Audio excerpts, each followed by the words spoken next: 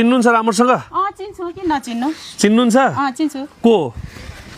के अरे पहिला त हामीले त फुचे भनेर बोलाउँथ्यो। यतिखेर म काभ्रेको भट्टीडाँडा आइपुगेको छु। यो धुलीखेलभन्दा थोरै माथिपट्टि हो। यो वर्षौँदेखि उहाँको परिचय बन्न सकेन। उहाँका बारेमा एउटा डरलाग्दो घटना सार्वजनिक गर्दैछु। मैले केही दिन अगाडि उहाँ मलाई भेट्न हाम्रो अपेक्षित पनि जानुभएको थियो र उहाँलाई सुरुवातमा फेला पार्ने व्यक्ति को हुनुहुन्छ भनेर म खोज्न यही गाउँ काभ्रे अहिले भट्टीडाँडामा आइपुगेको हुँ। उहाँ दिदी हुनुहुन्छ।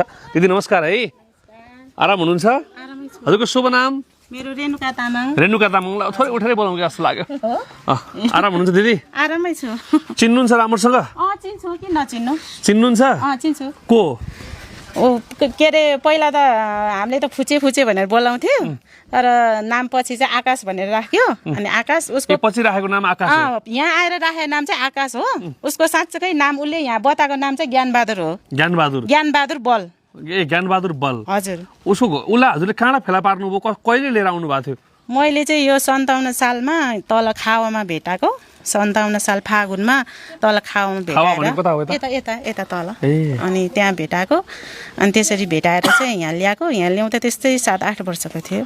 त्यसपछि उसको परिवार कहाँ हो केही थाहा छैन। उसले चाहिँ कस्तो अवस्थामा खावामा भेट्नुभयो 2057 सालमा उसलाई, ज्ञानबहादुर बललाई? अनि उसलाई भेट्दाखेरि अब त्यस्तै लुगाफाटा सबै च्यातेको त्यस्तै थियो। अब कालो निलो त्यस्तै थियो। अनि यस्तो हेर्दाखेरि माया लाग्यो। अनि माया लागेर चाहिँ अनि घर कहाँ भाइ भन्दाखेरि के अरे पाखर भन्यो उसले। पाखर भन्यो। अब सानो ठुलो त उसले बताएन।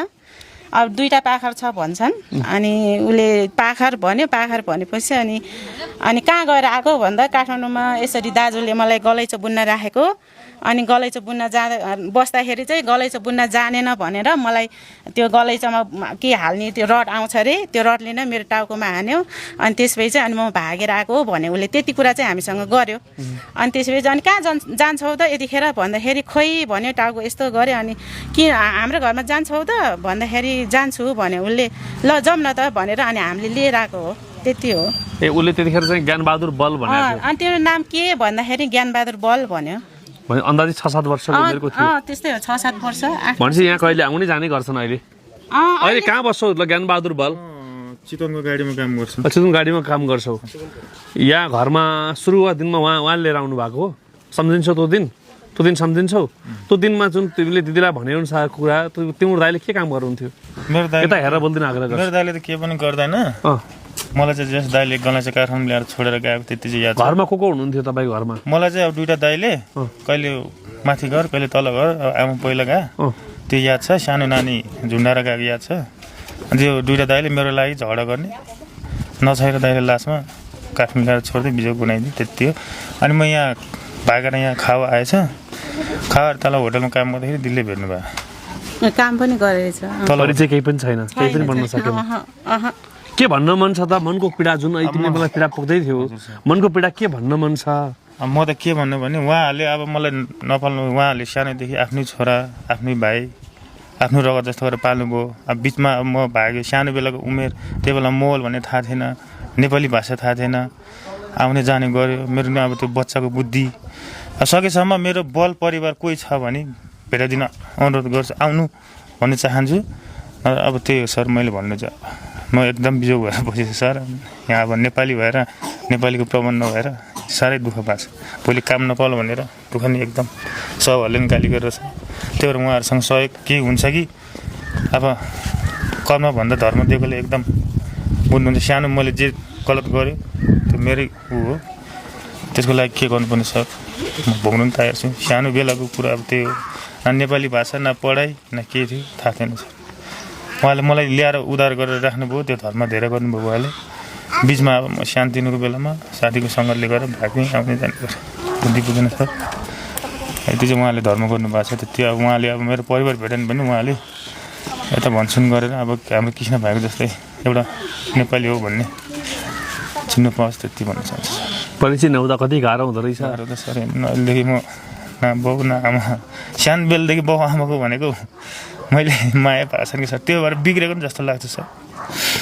मैले अब बिच बाटोमा के गरेँ कसो गरेँ अब त्यो अहिले पुग्दैछु सर। दिदीहरूले मलाई सानोमा ल्याएर पायो।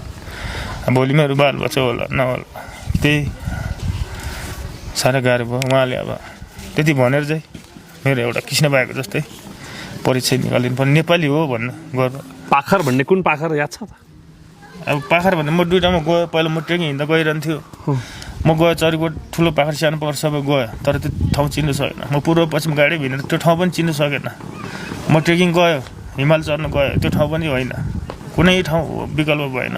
पछि हजुरको कार्यक्रम धेरै हेरेर कृष्ण भाइको उद्धार भएपछि मेरो मनमा सोच आयो, अब पहिला जस्तो हुन्न। अब मेरो पालेको घरमा के हुन्छ कि ज्ञानबहादुर बल नाम गरेको कसैको छोरा वर्षौँदेखि हराएको कसैलाई थाहा छ, परिवार आत्तिएको छ भने सम्पर्कमा आइदिन आग्रह गर्छु। 2057 सालमा खावामा उहाँ दिदीले फेला पार्नुभयो।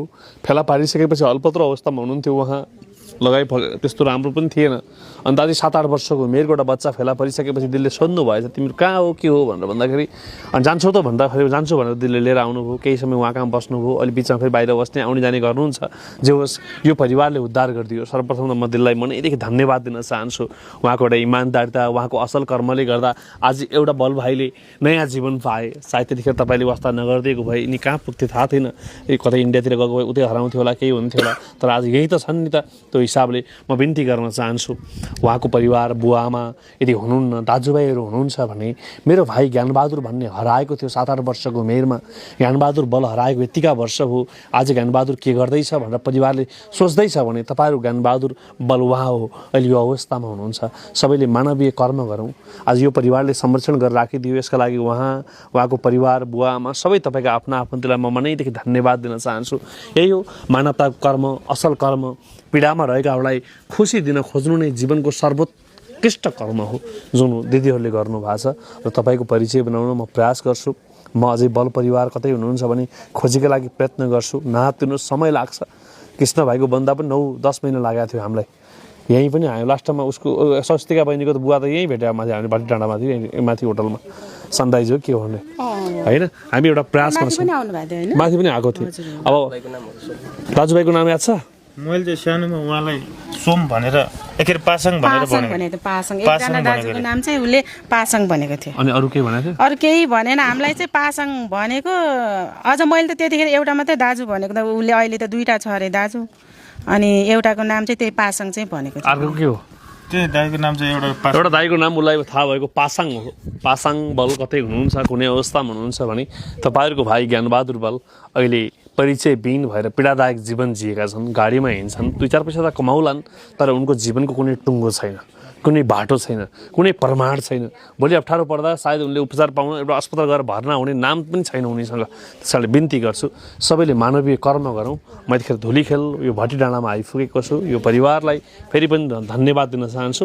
आशा छ ज्ञानबहादुर बल उहाँले पहिला भनेको नाम र हाल उहाँको नाम राखेको नाम आकाश हो।